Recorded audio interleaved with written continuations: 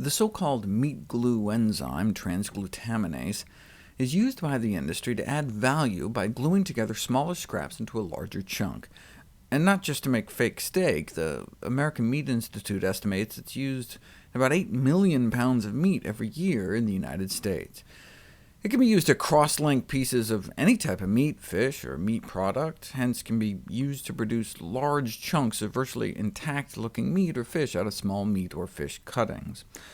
In fact, when these researchers actually tested for it in 20 samples of meat from the supermarket, they only found meat glue in salmon and turkey. I mean, how else are you going to get an improvement in gelling properties of minced lizard fish? Where does meat glue come from? For decades, the sole commercial source of transglutaminase was from the livers of guinea pigs. Now it can be sourced much cheaper. However, the future of meat glue remains uncertain because of, as meat scientists describe, communication difficulties. One of the reasons the industry is so excited about this stuff is because using meat glue enzymes, restructured meat can be made from underutilized portions of the carcasses. For example, you can get away with adding up to 5% tendons, and some people can't even tell the difference.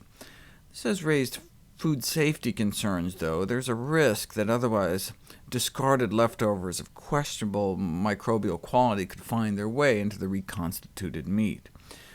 You can actually take a microscope and see introduced E. coli 015787 along the glue lines where meat pieces were enzymatically attached, which shows that the restructuring process can translocate fecal matter surface contamination into the interior of the meat.